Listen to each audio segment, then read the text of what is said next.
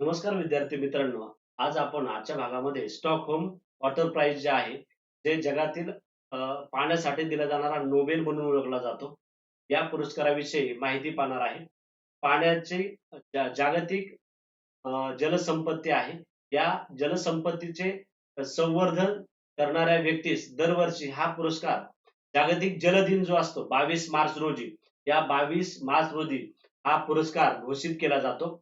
आणि या वर्षी पहिले इराणी व्यक्ती किंवा शास्त्रज्ञ जे आहेत, कावेह मदानी, या कावेह मदानी यांना हा पुरस्कार देण्यात आलेला आहे.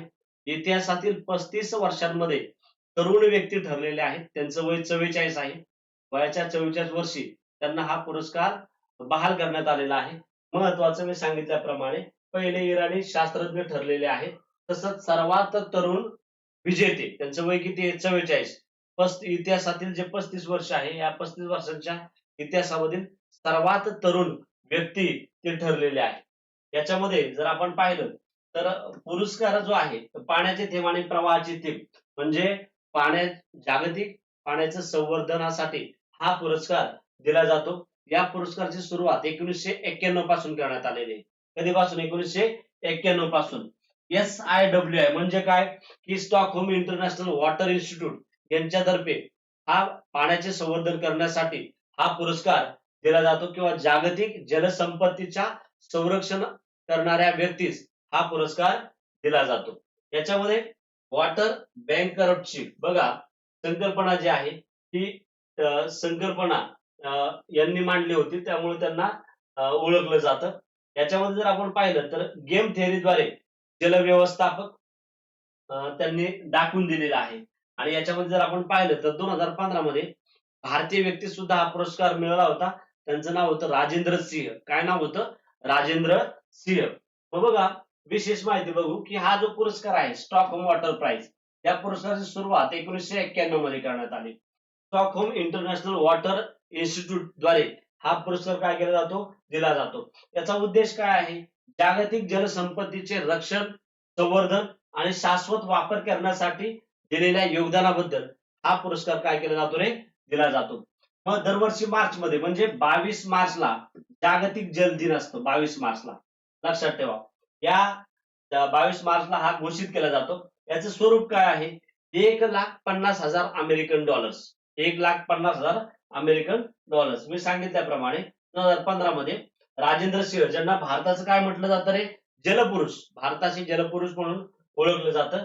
राजेंद्र सिंह यांना हा पुरस्कार काय केला होता? दिला होता. लक्षात ठेवा. पुढं या वर्षीचे विजेते कावेह मदानी. कोण आहेत? कावेह मदानी. वय किती आहे? 44 वर्ष. इतिहासातील सर्वात तरुण विजेते आहेत. इतिहासातील सर्वात तरुण विजेते आहेत. मूळचे इराणचे, सध्या UN विद्यापीठात काय आहेत? युनायटेड नेशन विद्यापीठात ते कार्यरत आहेत. त्यांची संकल्पना महत्वाची. कोणती संकल्पना मांडली होती? Water banker. बघा, वॉटर बँकरप्टसी त्यांनी ही संज्ञा मांडली आणि जगासमोर ही संज्ञा त्यांनी काय केलेली आहे? मांडलेली आहे. महत्वाची संकल्पना मांडलेली आहे. संशोधन क्षेत्र, जल व्यवस्थापनात गेम थेअरी त्यांनी मांडली. गेम थेअरी याचा वापर करून जलसंकट कसं सोडवायचा याचा जो मार्ग आहे, ते मार्ग त्यांनी काय केलेला आहे? शोधलेला आहे. त्यालाच काय म्हटलं जातं? बघा, गेम थेअरी म्हटलं जातं. काय म्हटलं जातं? Game theory. लक्षात ठेवा. महत्वाची संकल्पना कोणती मांडली? वॉटर बँकरप्टसी. महत्वाचं आहे. आणि संशोधन क्षेत्र कोणतं? गेम थेअरी मांडली. ज्याचा वापर करून जलसंकट कसं सोडवायचं हे त्यांनी काय केलेलं आहे? शोधलेलं आहे. आता याच्यामध्ये हा पुरस्कार मिळवणारे ते पहिलेच संयुक्त राष्ट्राचे अधिकारी आहेत. मी सांगितलं की त्या ठिकाणी UN विद्यापीठात ते काय आहेत? कार्यरत आहेत. मूळचे इराणचे आहेत.